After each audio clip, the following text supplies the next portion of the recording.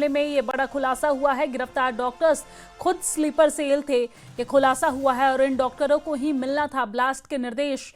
आपको जानकारी दे दें कि खुफिया एजेंसियां मामले की जांच कर रही है और हर एक पहलू से जांच की जा रही है।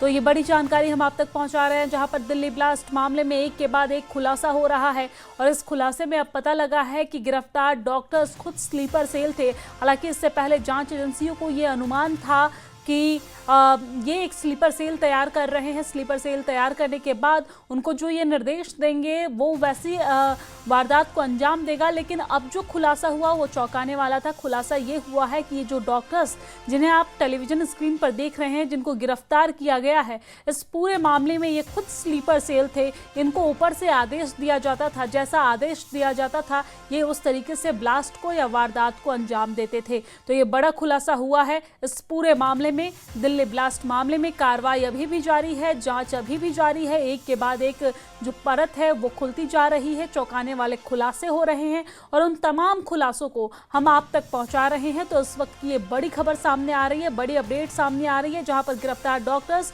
खुद स्लीपर सेल थे।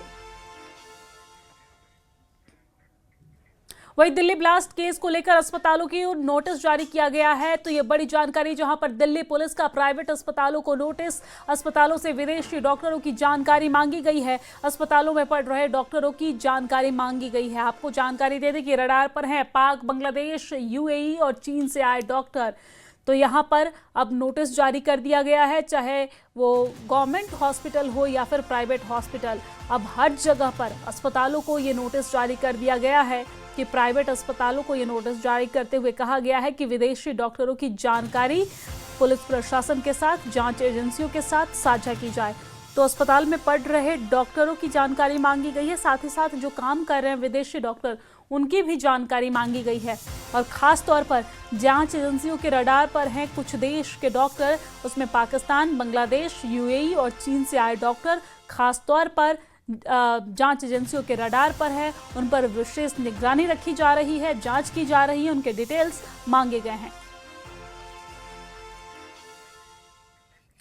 और आगे बढ़ेंगे, लेकिन इसी बीच एक और बड़ी खबर सामने आ रही है। बड़ी जानकारी आपको दे दें, दिल्ली ब्लास्ट केस से जुड़ी ये बड़ी खबर है, जहां पर एनआईए ने ब्लास्ट केस में जांच तेज कर दी है।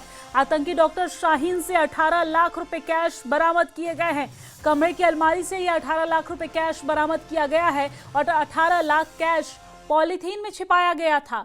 25 सितंबर को आतंकी शाहीन ने कैश से कार खरीदी थी, यानी कि इससे पहले जो कार खरीदी थी वो भी पूरा फुल पेमेंट करके, कैश पैसे दे करके, और यहाँ पर कार खरीदी गई। और इसके बाद अब एक और खुलासा जो हुआ है वो ये है कि 18 लाख रुपए कैश शाहीन के अलमारी से बरामद किया गया है। तो ये बड़ी अपडेट हम आप तक पहुंचा रहे हैं, जहां पर डॉक्टर सर्जन शाहीन के पास से लाखों रुपए बरामद किए गए हैं। ऐसे में सवाल ये आ रहा है कि डॉक्टर शाहीन जो आतंकी है, इसके पास इतने पैसे कहां से आए, इसके पास इतने भारी संख्या में इतना अमाउंट कहां से आया, क्योंकि इससे पहले सितंबर के महीने में ही इसने कैश देकर के कार खरीदा था और इसके बावजूद इसके पास 18 लाख रुपए कैश मौजूद था। तो ऐसे में अब ये सवाल आ रहे हैं कि आतंकी डॉक्टर शाहीन के पास इतने भारी मात्रा में कैश कहां से आया। और अब इस पूरे मामले की तहकीकात में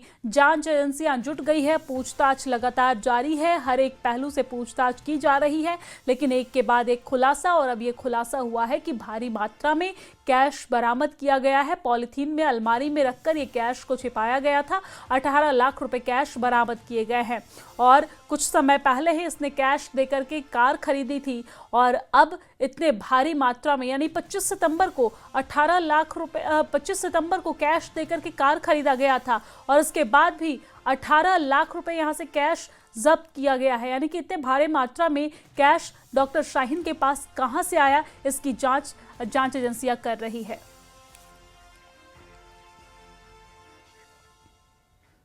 ईडी की जांच में अल-फलाह ट्रस्ट का एक और कारनामा सामने आया है। दिल्ली के मदनपुर खादर में मृतक लोगों के नाम पर फर्जी दस्तावेज तैयार कर हड़पी गई है जमीन और इस दौरान ट्रस्ट के चेयरमैन जवाद सिद्दीकी के खिलाफ एफआईआर दर्ज कर ली गई है। कार्रवाई जारी है, रिपोर्ट देखिए।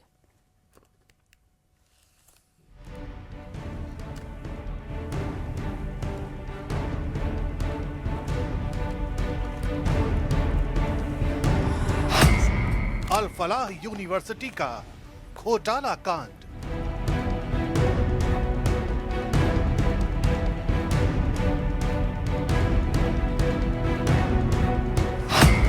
ईडी के हाथ लगे फर्जीवाड़े के चौंकाने वाले सबूत।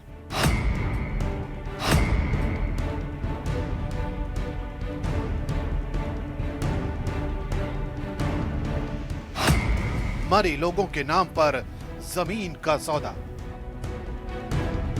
ईडी की जांच में जो पहली और सबसे चौंकाने वाली बात सामने आई है वो है फर्जी जनरल पावर ऑफ अटॉर्नी का इस्तेमाल। ईडी को जांच में पता चला है कि मदनपुर खादर की खसरा नंबर 792 वाली जमीन पहले से ही विवादों में थी, लेकिन सबसे बड़ा खुलासा तब हुआ जब कागजों पर दस्तखत चेक किए गए।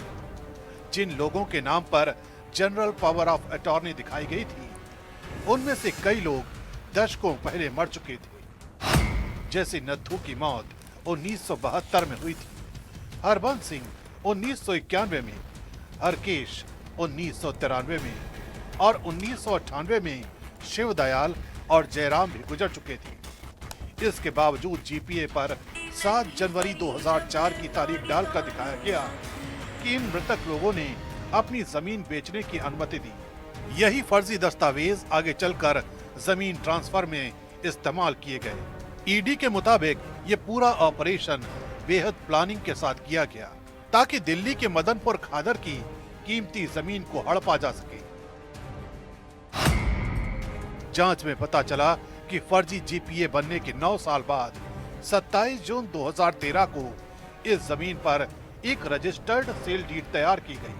कागजों में जमीन की कीमत 75 लाख रुपए दिखाई गई और खरीदने वाली संस्था के तौर पर तरबिया एजुकेशन फाउंडेशन का नाम दर्ज हुआ। फर्जी जीपीए विनोद कुमार नाम के व्यक्ति के नाम पर तैयार की गई। दिखाया गया कि मृतक लोगों ने विनोद को अपनी जमीन बेचने की इजाजत दी है। इसके बाद विनोद ने वही जमीन आगे तरबिया एजुकेशन फाउंडेशन को बेच दी। ये वही फाउंडेशन है जो अल फलाह यूनिवर्सिटी से जुड़ी हुई और जिसके संचालक जावेद अहमद सिद्दीकी और उनका परिवार है। ईडी के मुताबिक ये पूरा ट्रांजैक्शन शुरुआत से आखिर तक फर्जी है। न दस्तखत असली थे, न जीपीए वैध थी और न ही जमीन बेचने की अनुमति। सब कुछ झूठे कागजों पर खड़ा था। ईडी ने अपनी जांच में साफ कहा है इस घोटाले का आखिरी लाभार्थी तरबिया एजुकेशन फाउंडेशन है। जमीन आखिरकार इसी फाउंडेशन के नाम पर दर्ज हुई।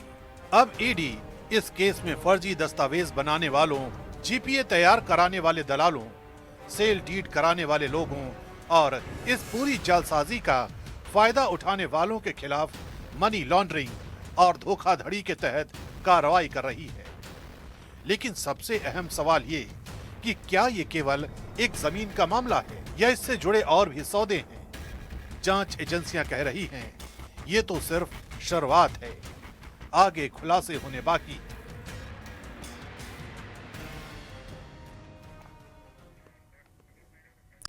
श्री माता